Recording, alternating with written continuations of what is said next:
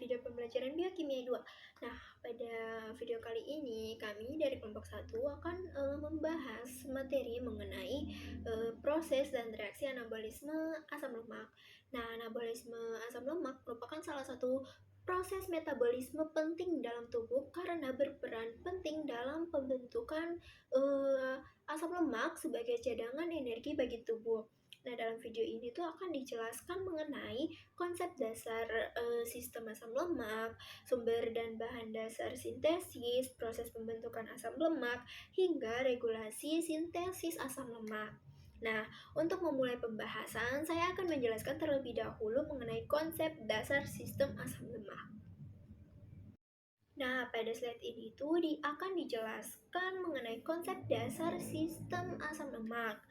Nah, anabolisme adalah proses pembentukan atau penyusunan molekul sederhana menjadi molekul yang lebih kompleks dengan menggunakan energi.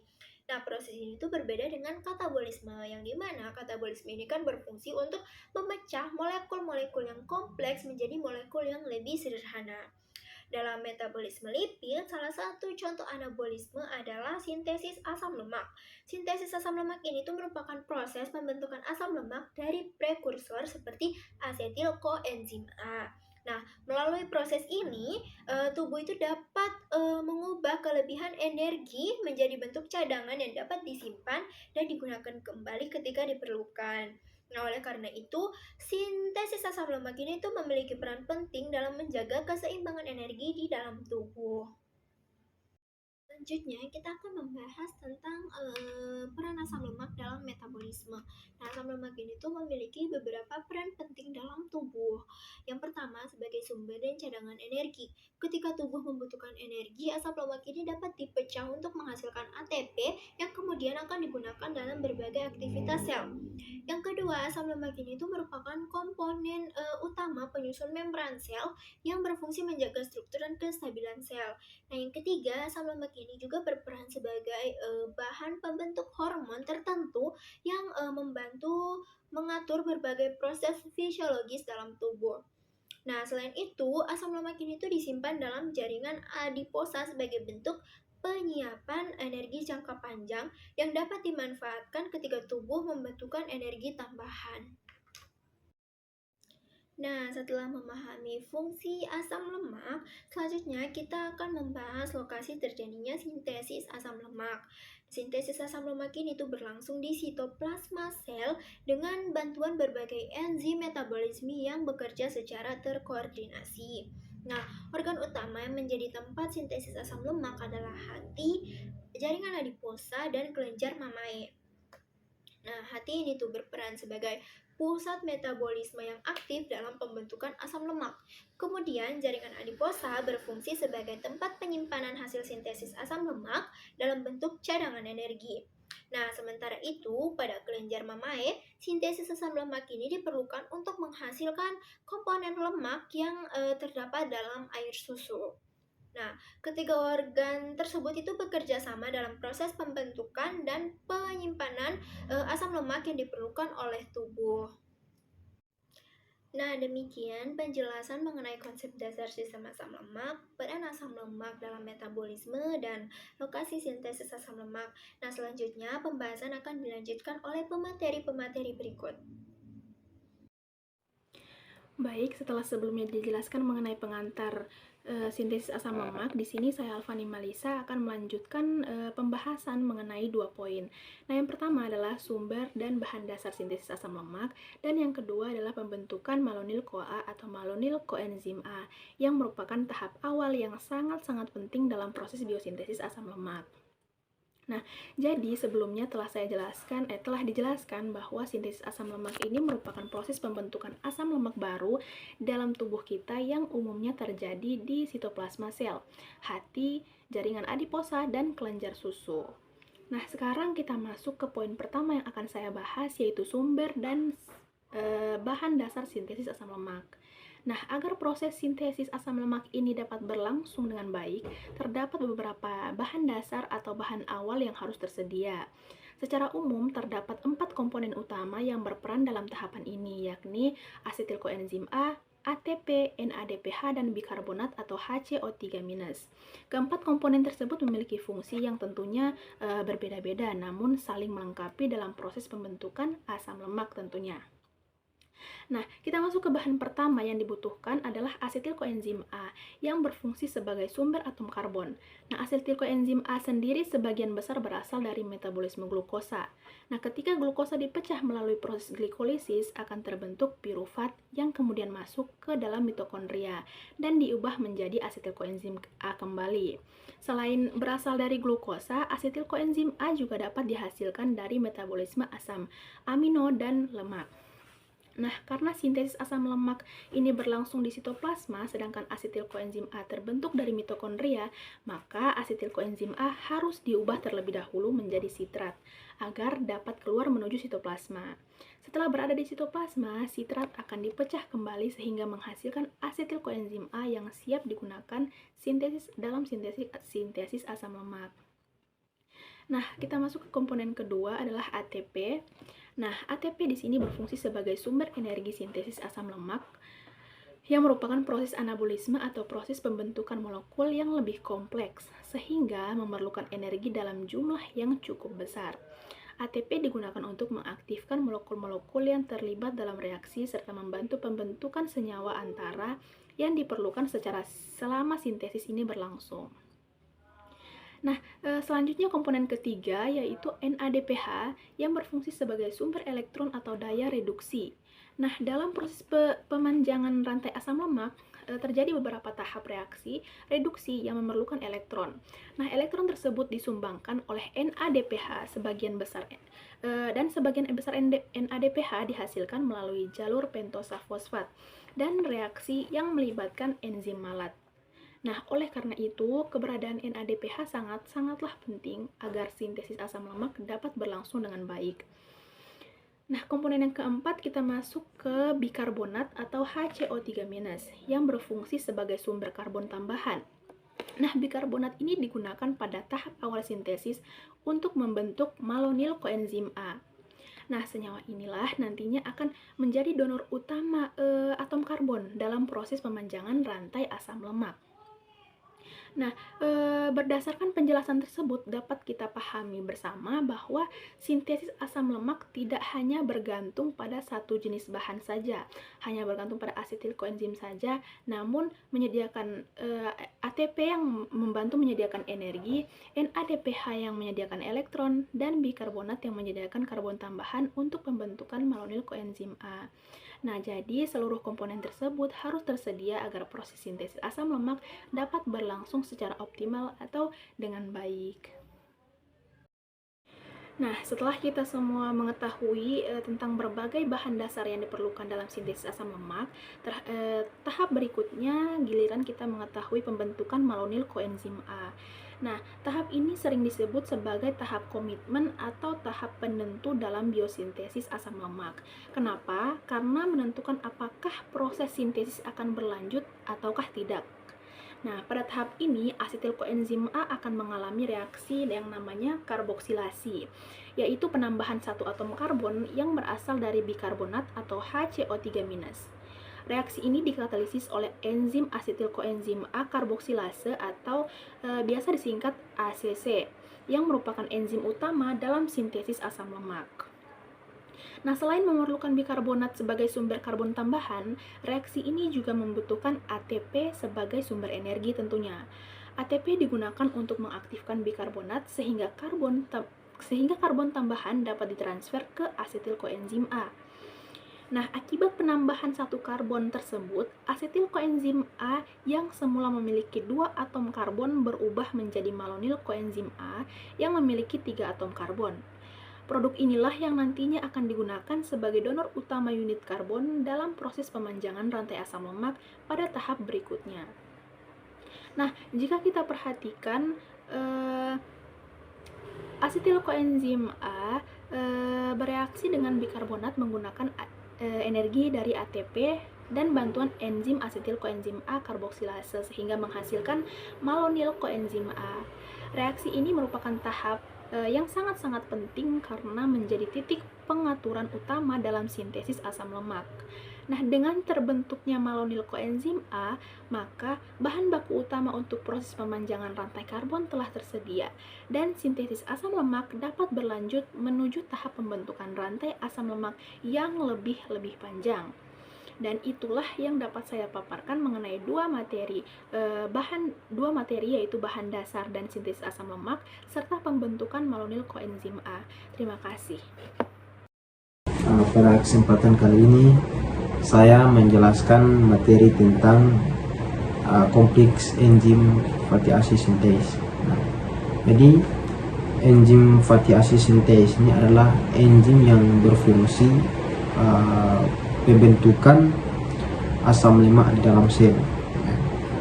Enzim pembentukan asam lemak di dalam sel. Kemudian yang menarik dari enzim ini, dia mengangkat atau mengumpulkan molekul-molekul kecil yang sederhana, sehingga menjadi rantai enzim yang panjang seperti itu. Kemudian pada proses ini, dia tidak terjadi bukan saja pada tubuh manusia, tapi proses ini juga dia terjadi pada seluruh makhluk hidup, baik manusia maupun hewan dan sebagainya. Kemudian sintesis asam lemak, yaitu enzim fatty acid sintesis ini umumnya dia terjadi pada sel, terutama di hati, jaringan lemak dan kelenjar susu. Kemudian untuk bahan baku, proses pembuatannya yaitu diambil dari KOA, ATP, dan NADPH. Nah, itu adalah bahan baku proses pembuatannya. Kemudian salah satu yang memiliki peran penting di dalam proses ini itu ada ACP. Nah, ACP ini apa? Dia adalah alat yang dimana mengangkat rantai asam lemak tadi yang panjang tadi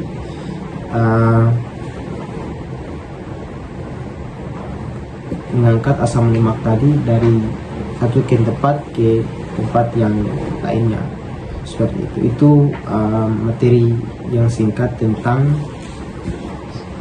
enzim fatty acid synthase. Kemudian lanjut ke materi yang kedua, yaitu siklus reaksi sintesis asam lemak. Sintesis proses asam lemak itu dia berlangsung melalui serangkaian yang berulang yang disebut sebagai siklus. Proses ini dia termulai dari asetil KUA dan manol KUA masuk ke dalam kompleks fatty acid sintase, yang dimana asetil KUA itu berfungsi sebagai titik awal pembentukan rantai karbon, dan malonyl KUA itu berfungsi sebagai penambahan atom-atom karbon. Kemudian ada beberapa tahapan proses terbentuknya. Tahapan yang pertama yaitu adalah kondensasi. Nah, tahapan ini yaitu gabungan antara asetil KUA dan malonyl KUA. Malonyl KUA, maka akan terjadinya pelepasan karbon dioksida di situ. Nah, sehingga terbentuk rantai karbon yang lebih panjang. Itu tahapan yang pertama. Kemudian tahapan yang kedua adalah dehidrasi, yaitu pelepasan molekul H2O dari senyawa tersebut sehingga terbentuk ikatan rangkap. Nah, selanjutnya terjadi reaksi kedua, yaitu juga menggunakan NADPH sehingga ikatan rangkap berubah menjadi ikatan tunggal. Hasil ini akhirnya adalah rantai asam lemak yang bertambah 2 atom karbon. Mungkin seperti itu materi dari poin yang kedua. Nah, Kemudian lanjut ke poin yang ketiga, yaitu produk akhir sintesis asam lemak. Ya. Jadi produk utama nanti yang akan dihasilkan dari sintesis asam lemak yaitu adalah asam palmitat. Ya. Asam palmitat adalah lemak jenuh ya, yang kemudian memiliki 16 atom karbon, ya, 16 atom karbon.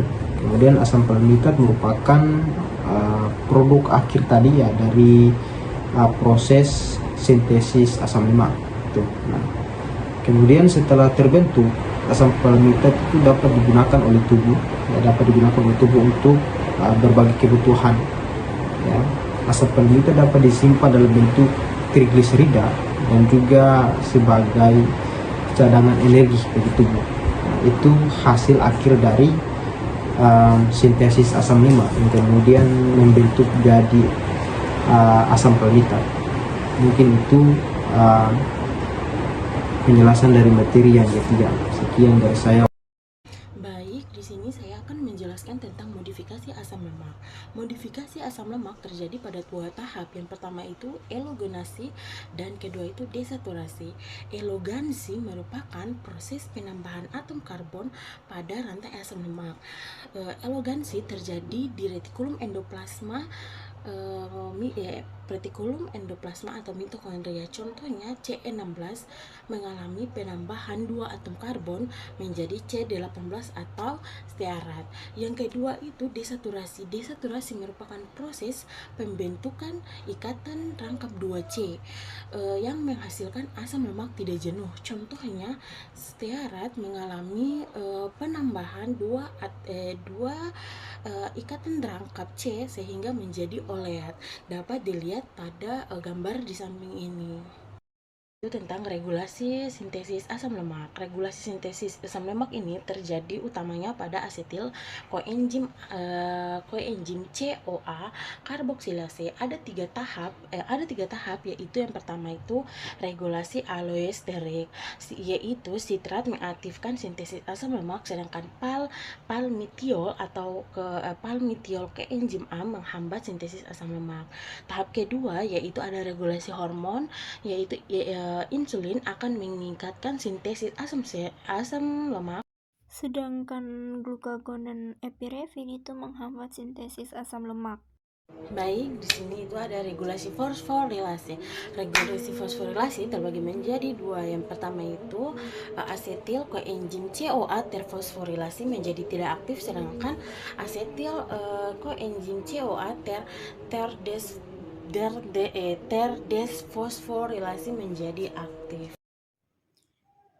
Nah, berdasarkan pembahasan yang telah disampaikan, dapat disimpulkan bahwa sintesis asam lemak merupakan proses anabolisme yang membentuk asam lemak dari asetil koenzim A di sitoplasma sel dengan bantuan ATP dan NADPH.